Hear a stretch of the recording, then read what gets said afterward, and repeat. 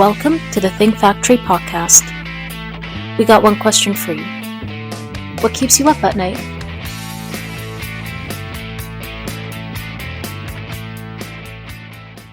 Welcome to the Women's Roundtable podcast, powered by the Think Factory, where we learn how women think big and grow their business. My name is Laura Siclari, a partner with Outside General Counsel Solutions, and I am the host of today's episode. I am really excited to have with me today who I consider to be a powerhouse in the mental health industry, someone I've known for over 12 years at this point. I think it's 12 years, right? Whom I've watched grow into the leader in chief that she is today. And that person is Brigitte Johnson, who's the president and CEO of CarePlus New Jersey. CarePlus NJ is a nonprofit giant in the world of mental health and addiction services all over New Jersey. Brigitte, welcome to the show. Thank you, Laura, for that great introduction.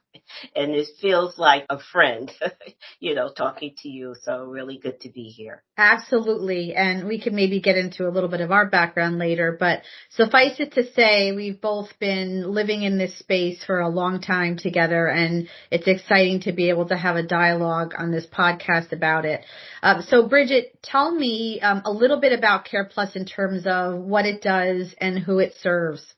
So CarePlus is a mental health care agency providing mental health, substance use, and primary care services to women and children throughout the northern part of New Jersey. What's interesting now is we're not just limited to Bergen County, although we're Bergen County based, but I can honestly say we're in like the northern part of the state now. We also have 3 subsidiary corporations. So we have CarePlus Workforce Solutions, which is a business arm that employs people with disabilities and who are economically disadvantaged. We have our foundation, which is our fundraising arm that support our clients, providing scholarships, so financial assistance, housing assistance, and medical assistance, actually financially filling in those gaps for our clients.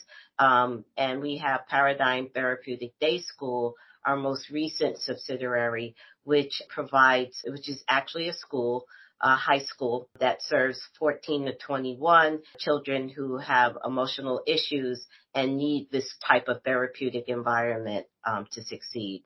Okay. And would I be correct in saying that CarePlus really has expanded its programming options over the years, really based on finding a gap in a social services space for individuals, families, or children, and then, choosing to explore how to provide a program in that area? That's true. I think one of the biggest gaps, and this is the trend with a lot of mental health care agencies, is bringing primary care services physically to a mental health care environment. So I think over the years, we've known that there are chronic illnesses that follow our mental health care clients. So diabetes, cardiology, cardiac issues, high blood pressure, obesity. These are the medical issues that follow. So a number of years ago, and you may remember this, Laura, we actually received a federal grant to start a primary care embedded into CarePlus. Over the years, we've adjusted that model, and we have a partnership with an entity called All Health Medical. So they actually have a site at our main facility where our clients can go in and get primary care medical services. So a major gap that I think we were filling that needed. And now I'm learning other mental health care agencies are really doing the same thing. Yeah, I mean, that's great. There are so many programs that CarePlus offers that I think folks wouldn't even realize until they have an issue with it. For example, family reunification, jail services for, women coming back out, into society after being jailed. Children that are aging out of foster care, for example, so many programs that are so critical that, folks don't know who's offering them, but they need to be served. And really CarePlus does all of that. Another one I think is so important is the Children's Crisis Mobile. having a really drop of the hat resource available for children who are going through a crisis. I think, Laura, what you're touching on is what they call social determinants of health. So you could say that we fill that gap. That's housing, that's food insecurity. It is people who are coming out of jail. It's those who are on welfare looking for work, or who really have a legitimate medical or mental health issue where they should be exempt. And again, servicing the whole family. That's our kinship program. So that's a program where the child is placed with family members, and we're providing financial and mental health care services to the families, the grandparents, the aunts that are now taking care of and raising nieces, nephews, grandchildren. So I think it's, again, holistic approach to who the person is, and we're providing care in a lot of different areas. Yeah, it's so important. One area that I have personally watched grow over the years at CarePlus is the school-based services. So tell me about, those services. And I know you mentioned a school before, but tell me how the growth does of those services at CarePlus. What's interesting, Laura, is so I have a couple of facts for you. So last year, calendar year, we served almost 14,000 people. And I would say almost 37% are children, ages, we say 0 to 17. School-based services has been a part of that type of growth in the services that we provide. Our school-based program actually embeds the clinician into various schools. One of them, and we'll get into our strategic plan, but one of the strategic plans that I had as a priority is really building advocacy with our legislators, building, our legislative champions. And I bring that up because school-based services are great, but the schools are actually funding them out of their own budget. So if a school can't afford the contract, then they may not be getting these services. It actually embeds the clinician there. We're working with the schools on possibly different models, but that really is the model. Recently, the state implemented last year NJ4S, which is New Jersey Statewide Student Support Services, as another school-based program, but it's the focus is prevention. So we partnered with Children Aid and Family Services here in Bergen County. They're the lead, and we're their clinical partner, along with the other mental health care agencies in Bergen County, where we're providing the preventative work and then some clinical short-term interventions with linkages to mental health when needed. But I would say school-based has grown, but the challenge is the sustainability of that model when the schools are paying for these services. I mean, that really brings up, an equity type of an issue too, because certain school districts who have it in their budget to service the students, another district that doesn't have it in their budget still has those same students in need of the mental health care. So actually, that's one of the bases behind NJ4S. It created 15 hub and spoke models around the school. Bergen County has 81 schools, 81 districts, over 282 schools serving over 135,000 kids. So NJ4S is to bring parity to the overall school-based type of programs. So we're excited to be a part of it. But once, like I said, it provides short-term interventions for clinical, you still have to provide linkages to the community for kids who really need mental health care services. So we've been advocating for that kind of funding to continue, and for our government, New Jersey, to support the other piece, which embeds the clinicians right there in the school. So there's no wait. That's really important, really critical. Tell me more about CarePlus's decision to actually open its own school as well a couple of years ago. Yeah, I think, and you were part of that. And I should mention at the podcast that I was a CarePlus board member for many years, so I saw a lot of this from the inside our out. board chair. I think, I think it's a natural transition to open a school. And, we had a lot of discussions about that. How do we do it? Where does it belong? And, we met someone in the community. We had relationships with Jeff Kahn, who's our executive director now over Paradigm. But filling that gap and that need, my understanding is we probably were one of the last private schools to get licensed under the state.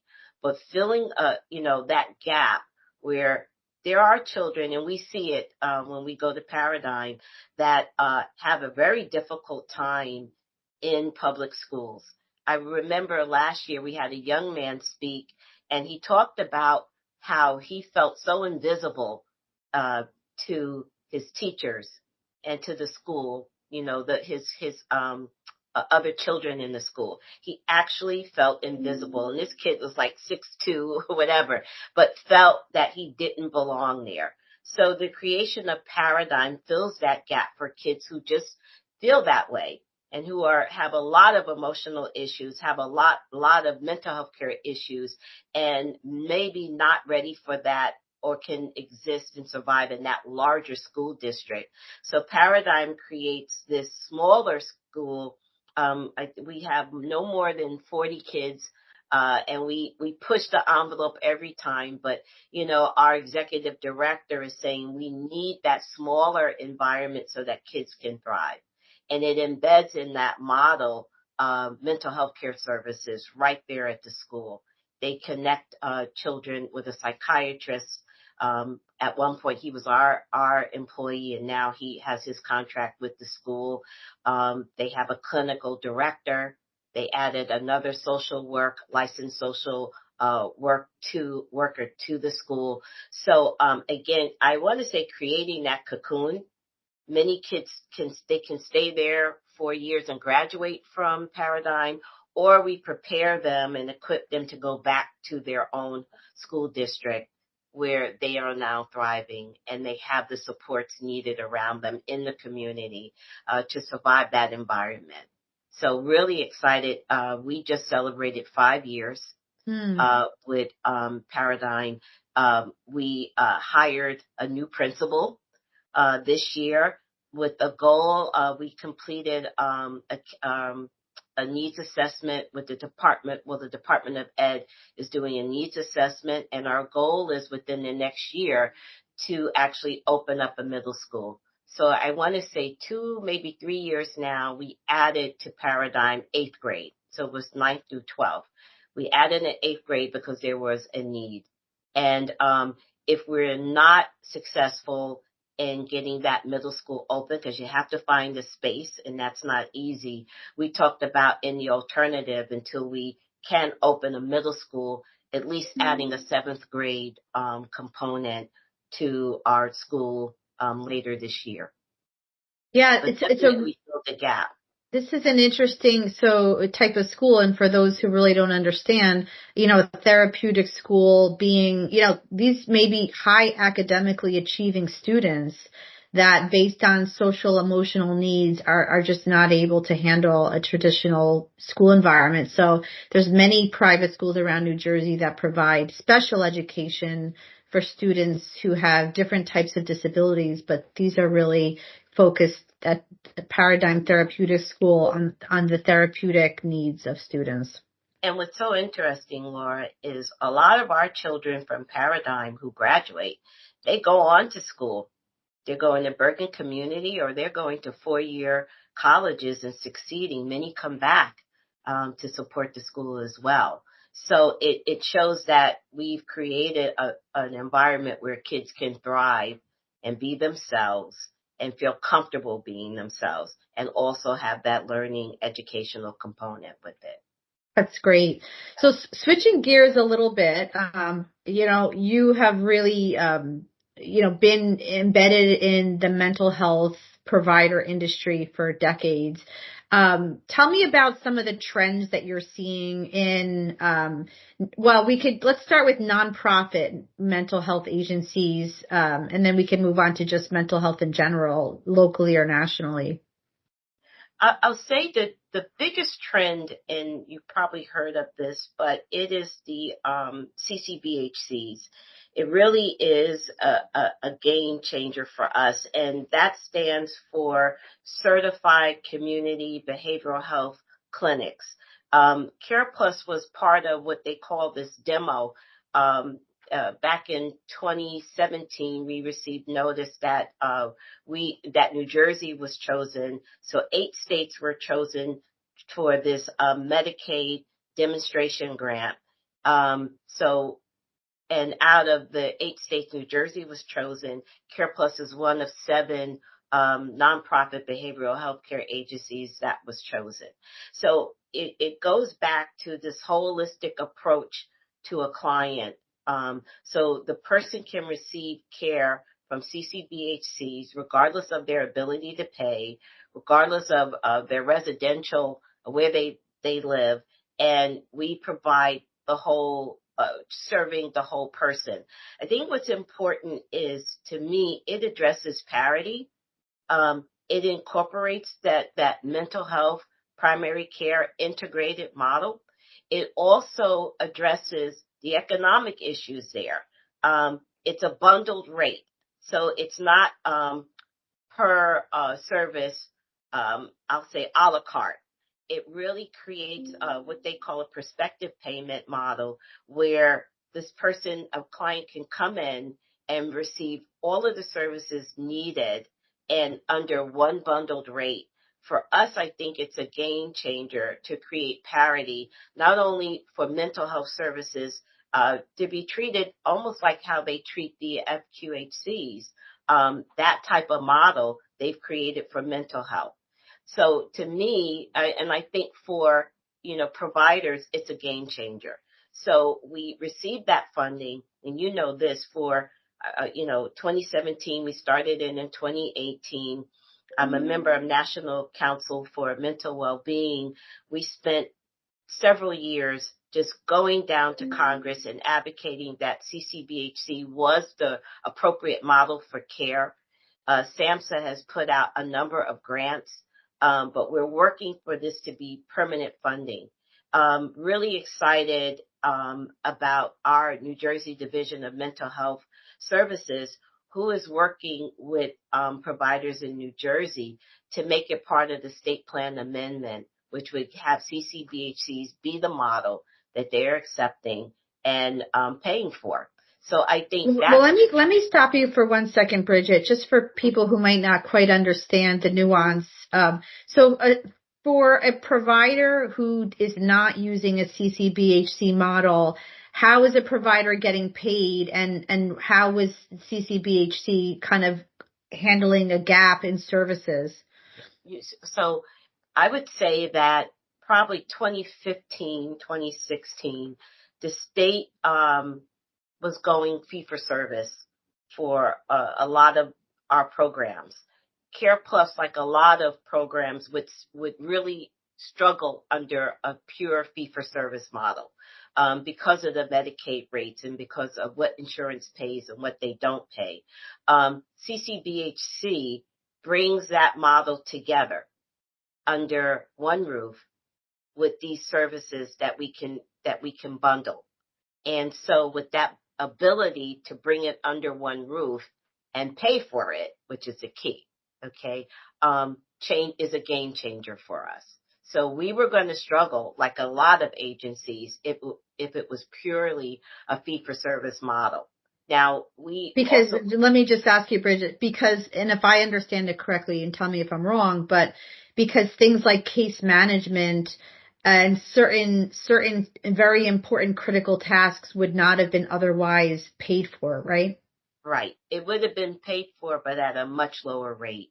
Now we can embed crisis services, case management services, primary care services, substance use services into one bundled rate for that client per month. So that client receives wraparound services for what they need. And some of this does include their social determinants of health. So it treats the whole person, not by rate fee for service, and the rates are really different. Now we belong to NAJAMA, which is our trade association here in the state, and we're engaging with NAJAMA to look at rates in general for Medicaid and for private payers to advocate to change some of those rates. But and I think we still have to do both. But the CCBHC provides us that financial sustainability model that we need to continue. Fee for service, we would have struggled. We still have fee for service programs, but like I said, I think CCBHC is a game changer for mental health care agencies, not just in New Jersey. It's across the country. Yeah, I think, and tell me if I'm wrong, would you say one of the biggest, I would say, hardships or challenges that mental health faces is funding? All the time. We're always, it feels like we're chasing funding. As part of this advocacy that we've engaged in with our legislators, there is a bill that's pending that would provide a cost of living adjustment annually. In New Jersey, we had not had a COLA in a number of years. Recently, last year, we did get the COLA. However, what's a COLA? The cost of living adjustment for our contracts. However, there's no guarantee that would continue. There's a bill pending now, and we were fortunate to meet with Senator Shapizi and Assemblyman Azarati, probably butchering his name, but talking about that pending bill and why it is so important. If you ask me what the biggest challenge right now, I think every mental health care agency would tell you the workforce. Finding people who are qualified and paying them a living wage, not easy in the mental health care world. CCBHC has helped us with that, but you still need that for the other programs that don't fall under that. You need the COLA. You need a cost of living increase that happens annually. CarePlus, as you know, we're a union shop. So what's happening is we're negotiating with the union who wants an increase for wages. And we have to meet that demand annually. Not easy for us to do it. But again, because we have the CCBHC, we're able to negotiate. But we're really trying to bring up wages so that people and our staff can have a living wage for the work that they do. Right. And that brings a good question, Brigitte, is, as a nonprofit, you're competing with, other for-profit agencies and, you're trying to attract the best talent to you. But as a nonprofit, you might have limitations. So tell me how that plays in as well. I'll say this, meeting, the salaries, we can have a licensed clinical social worker, LCSW, and that person could go to the hospital and probably make 20, 30,000 more than what we can offer. What we've done, and that's also part of our strategic plan, is to build our workforce, is try to offer some added benefits for a client to attract people to come to CarePlus. But so give me an example. We have always had in HR what I'll call part-time recruiters. 2 years ago now, we hired a full-time recruiter, got that person certified with SHRM and working diligently. But some of the other offerings recently, we added, we partnered with an entity that provides tutoring services for people who are studying for their licensure. CarePlus is paying for that. We we have scholarships. So we have our Joe Mashendaro Scholarship. And what I've challenged HR with this year is, picking a person for that who wants to go to school, or allowing for them to use money, dollars that we can provide for them to actually help pay some of their student loans. It's a different kind of concept. What does the person need? The scholarship to go to school, or do they need help with their student loans? And can we do something like that? We've Interesting. also, so value added. We've also just targeted certain positions. We've done that for 2 years now, where we've negotiated higher salaries for certain positions to attract people. Would you say you have some work-life balance offerings as well? I was going to say, COVID brought that to light.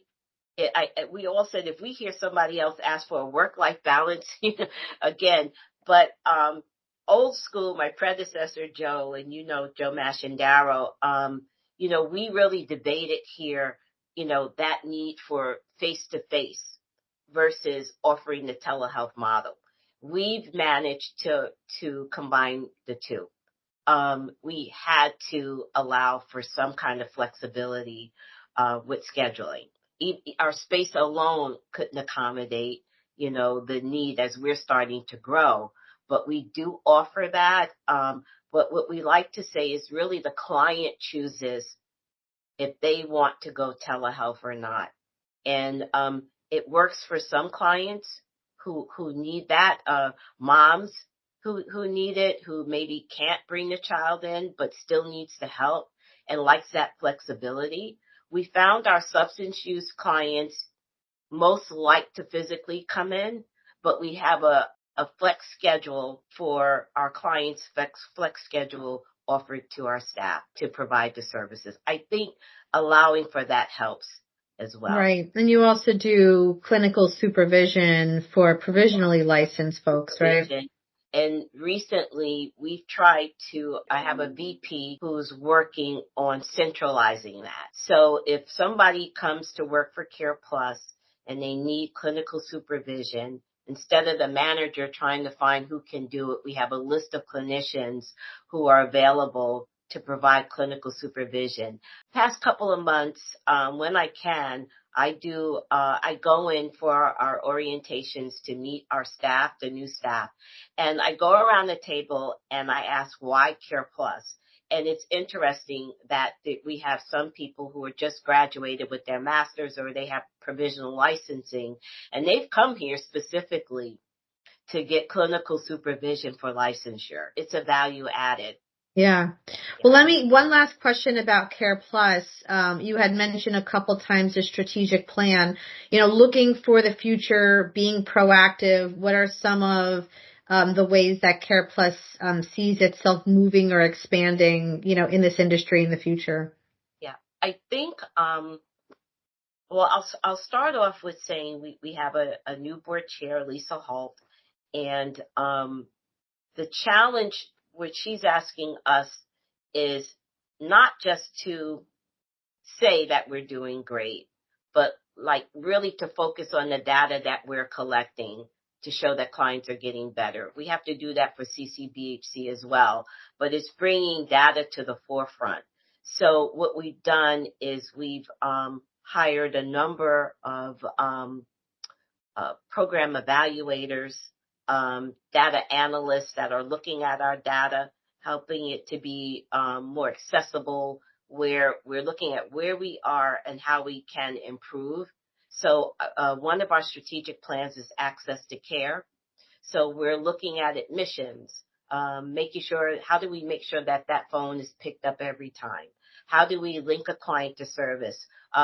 We are re-implementing what's called open access, where a person can walk in as opposed to going on the phone, get that intake, and get their first appointment. It's also part of what we have to provide via CCBHCs as well. So, but this is another thing that we're working on. We just had a meeting the other day with another entity, and it's access to care Plus, I think it's part of our workforce development, and that's the introduction of AI Mm. to the services, that trying to make it easier for the staff to complete their clinical documentation. We have a number of programs, like you mentioned, are school-based. They're a little different, but our Children Mobile Crisis Program is an in-community program. We have our ICMS, Integrated Care Management Services, in the community. And yet, we have a requirement that staff have to complete their documentation within a 24-hour period. So we're talking to entities that provide AI, and the feedback that I'm getting from other mental health care agencies is that people in the community love it. Our staffing in the community love it, because you can write that note a lot quicker and edit it as needed. So we're now exploring bringing AI to CarePlus. Hmm. So excited about that. And I said, yes, it's access. It provides access to services to make sure we're providing the care and documenting.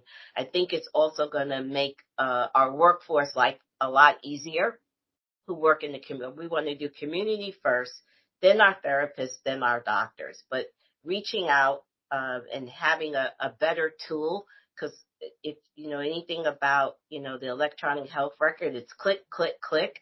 You add something else, you have to click again. And so how do we reduce the number of clicks? How do we make this work-life balance easier for our staff? AI is something that I would say within the next year we'll probably be piloting for our community-based programs. That's interesting. And do you have any plans for expanding into different business lines or geographic areas? So geographic expansion is another one of our strategic planning points. You asked me about trends earlier, and what's interesting is the last two major grants that the state has put out. One was for a mobile crisis outreach response team. That's for 988, the new suicide hotline, where they embed a crisis team in communities to reach out to individuals who are in crisis, who need to speak to somebody non-life threatening.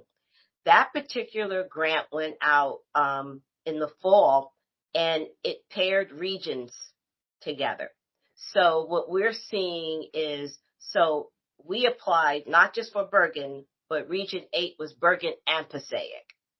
Mm-hmm. We just won another grant to expand our coordinated specialty care program. And what that is that's for individuals who are experiencing their first psychosis, their first break, and they need assistance and help. We're catching it early. That was another grant that we had that grant for several years. When the state rebid that, it broke counties up again. So we applied for Bergen, what they call Northern Region 1, which was Bergen, Passaic, Hudson, Essex. And then there was another grant that was Sussex, Warren, Morris County, Huntington. And we ended up applying for both. Mm. So, and we got both. So we got those were really three major grants that we recently had that has us in other counties. It's not unusual for us. For the CSC region, Northern Region 2, we are partnering with Integrity on that one. And it's also putting us in a position where we had to apply for a mental health care license for Morris County as well. So really interesting that these two major grants have come out, and it's not just one county, it's cross county. So they're more regional in nature. And when we can partner, we look to partner as well. Yeah, Integrity House is a good partner for addictions. Yeah. So let's switch focus a little bit on the podcast. I wanted to talk about you, Brigitte, a little bit about, your journey in getting to where you are today. which is the CEO of a major mental health care provider in New Jersey. So tell me a little bit about, where you came and how you got to here. I'm still trying to wrap my head around that one. I know, Brigitte. It's only been a year of 1 year and a month, 2 months now. I was an attorney by trade and background, and believe it or not, I did criminal work and then did private practice work, and saw an ad in the Law Journal about attorneys who want to switch into different practices or different corporate, et cetera, nonprofit, et cetera. And so I worked with them, redid my resume, saw it as Midbergen, didn't know anything about it, but it talked about business expansion. It talked about housing, things that I was working with in the private sector with nonprofits doing their incorporation, helping them to set up legally. And so I sat down with Bill Barry, since passed, but he was the COO here. And he's like, I don't know what we're going to do with you, but we have to have you here at CarePlus, and introduced me to Joe Mashandaro. And Joe's like, you're hired. So I was hired on the spot. And by the way, Joe Mashandaro being the founder. Yes. Yeah. And part of it was I was active in the community with young people, with adults. I'd seen the effects of substance use, and what's so interesting, because I am African American woman, I didn't even know CarePlus existed. I didn't know that there were mental health care agencies like CarePlus. In our communities, a lot of times, if you ever saw the movie Soul Food, if you ever saw that movie, the uncle stays in the room while the family keeps that person in the room and feeds that person, etc., but doesn't come out of the room for mental health care services. I think that's sort of the saying, that stigma surrounding it. So to now be connected to CarePlus and to see that there's help in our community and how do we break down stigma, I was excited to be a part of that. So one of the first programs I worked on, one of the grants, was our Work First New Jersey, a welfare to work program, looking at, which had a lot of minorities at the time. And the law at the time, you had people who had been on welfare for 5 years or more. There was a requirement that they get on a work employment track. But it also allowed for a person to be exempt for healthcare or mental health care issues. And that's what attracted me to that. So we've had several welfare to work grants that still exist, which really reaches out to the minority population as well to get them mental health care help. So that sort of was my journey and what attracted me, and the fact that Joe allowed me to bring in these types of programs and to reach out to other communities. I was also put in charge of CarePlus Workforce Solution, which was the business end where we sold products and services and created jobs for people as well. And so we worked with supported employment, people who had mental health care issues. We branched out to help people who were legally blind, as well as our welfare to work population, our substance use population. So what's interesting about CarePlus is there was always a grant. We were always open to growing in different directions. And I was fortunate that I came in as a director, and my only supervisor was the CEO at the time. And I thought that I wouldn't be using my legal side, but it morphed into, as we started to grow, really using the legal side as well. And I ended up being the corporate compliance officer, working with privacy, and it's kind of morphed governance. So when I started at CarePlus, I think they had 150 people, and I think the budget was around 15 million.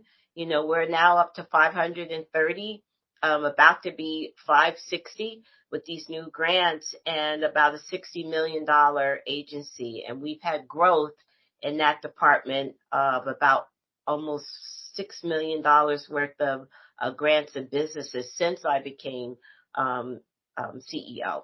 But it kind of morphed into that. I think Joe had this thing where if you had an idea, he allowed you to go for it, sink or swim, but he allowed us to go for it. So I was fortunate enough to have the CEO as my supervisor.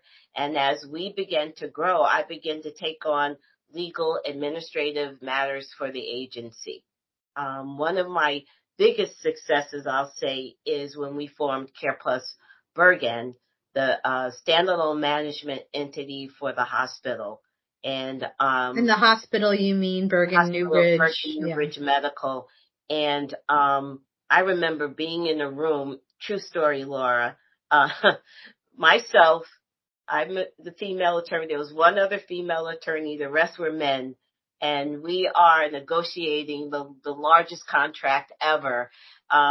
Exciting, nerve-wracking, but probably one of my highlights, I would say. But really grateful for having the opportunity to just grow. And for sure. Yeah. So then when, Joe Masciaro, the visionary founder, with the organization 45 years, decided it was time to retire. Ultimately you won, this spot, but tell me about, how it was or what it's been like following not only a founder, but a male CEO. You know what? When I first started working at CarePlus, they called Joe Mr. Mental Health. I know. Every, regulation, grant, program, had his stamp on it. So not easy, right? But, big shoes to fill, right? Huge shoes to fill. And sometimes I'll call Joe and I'm like, I decided to do this. And he would say, wow. You'd say, is that a good or a bad wow? But I'll say this. One thing which I was surprised about going through that process, and it was nerve-wracking. I was a candidate. I had to apply for the job. There were other candidates, as you know. I was happy to learn that I did have the support of the leadership, the existing leadership. That was great. Believe it or not, Laura, I went out and I hired myself an executive coach. And the reason why I did that is because it put my skill set and what I bring to the table in perspective for me, and how to advocate for myself, which I really never had to do, if that makes sense to you. Yeah. And to also think like a leader. I would say that the process helped me to grow, helped me to develop my own strategic plan, what growth means to me, what leadership means to me, what oversight means. So it was a nerve-wracking, tedious process, but in the long run, happy that I got a chance to see my own strengths, my own weaknesses, and how do I grow as a leader, and how would I lead, this agency. So I have a good team, definitely. But it was a process, but I'm glad I went through it. And I feel like I earned, my spot. It just wasn't given to me. Right. That's interesting that you decided, already having strengths, that hiring an executive coach would really help you, put that into perspective and really almost have your own cheerleader on how to advocate better. Do you recommend that? I recommend it. I'll say this. One night I was here, and Debbie Wentz, who is the president of the New Jersey Association for Mental Health Addiction Services, our state association, I'm talking to her. And she's been on this. She's been on our podcast, by the way. Debbie has been, this is women mentoring other women. And Debbie has been a real advocate even for me. And I was telling her, that I was applying and that this was going to be a competitive process. And she's the one who connected me to the executive coach. And what I ended up doing, right before I officially took this position, that was December of 2022, I had the executive coach come to CarePlus, and I had a day with my senior VPs, and we talked about our management style, how we communicate, how are we going to work together as a team.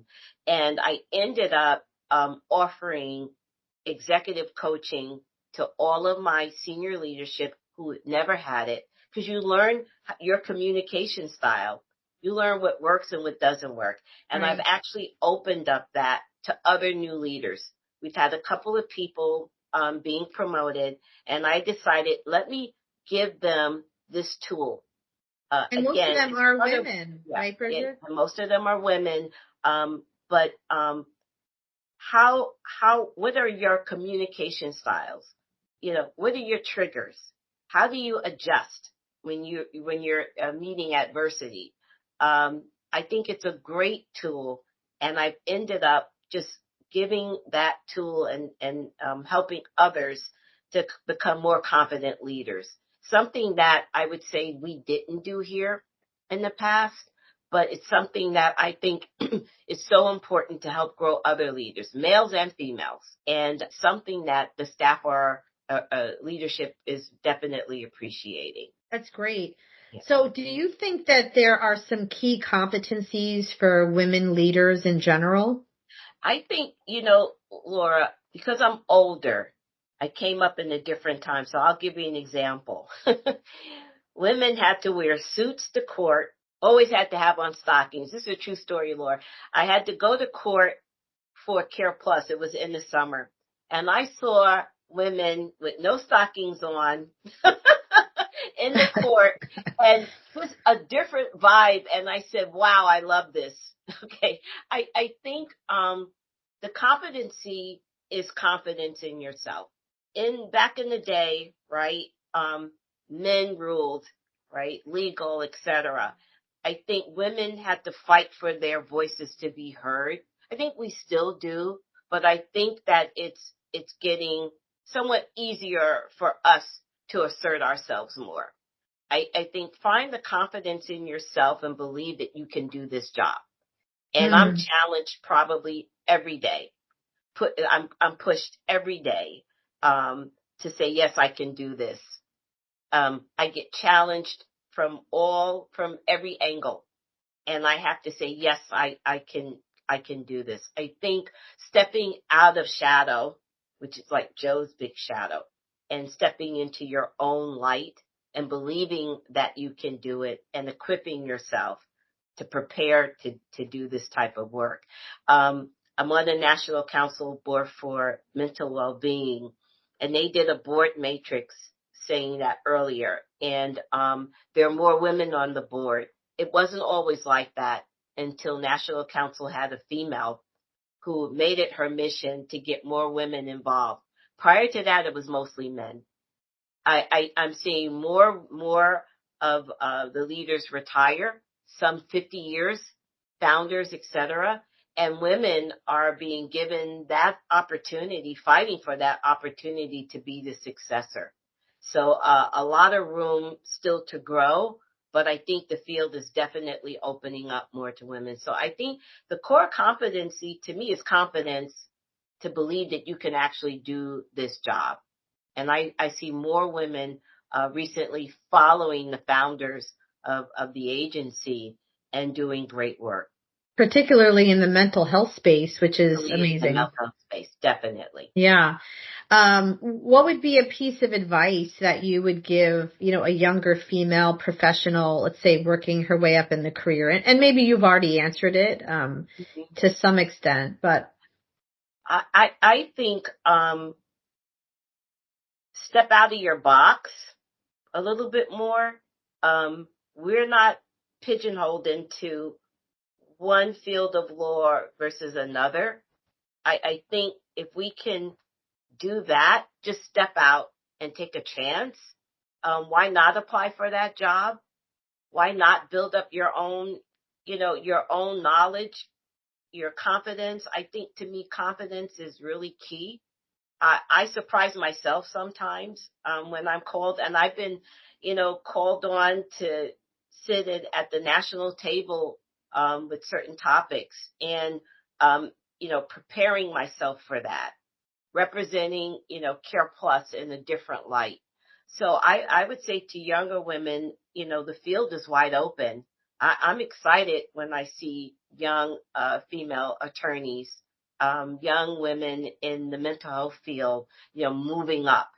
It's ripe for us right now. So but I would say go for it. And the key is confidence, knowing that you can do something when maybe people look at you as if you can't. Yeah. One thing you said, I had read a statistic recently where men will apply for a job even if they only have, let's say, 40 to 50% of the criteria that's being asked for, whereas women in a general way won't apply for a job unless they feel like they meet 90%. And the point is, I think what you're saying is step outside the box and have the confidence to know, you probably could do these other things, and if not, learn them. And I think you have to say that, what you don't know, you'll learn. And if you believe that, I think that your confidence comes through where somebody has the faith that you can actually do the job that you're applying for. But yeah, we have to step out and do it. Definitely. That's wonderful. And I think it's a great time to be a professional woman, certainly in the mental health field.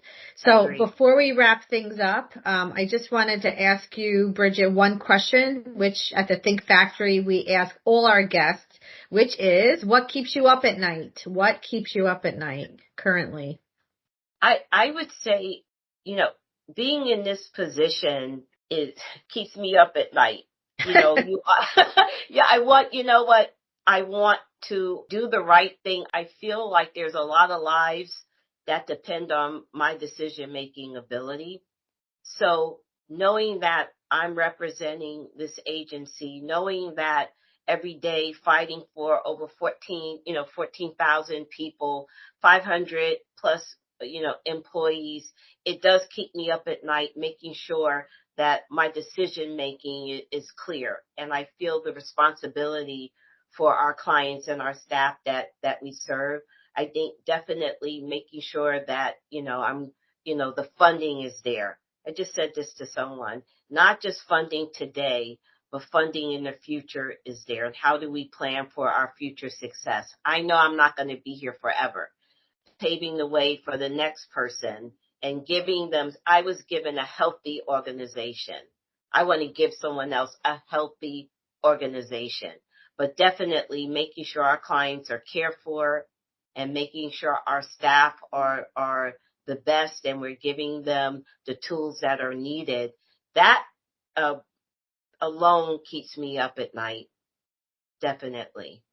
Well, I can tell you, Brigitte, having worked alongside you for over 10 years, I know that you have the most integrity and you always put the clients first. So this has been such a pleasure talking to you today, Brigitte. I hope other folks really enjoyed some of the topics we dove in deep, because this is really the true, current landscape of mental health. So I wanted to thank you, Brigitte, for appearing today, and for being on my podcast. Thank you for having me, Laura. Oh, you're welcome. Really appreciate it, the opportunity. Thank you. Be sure and check out the other Women's Roundtable podcasts so that you can learn how women think big and grow their business. Thanks, everyone.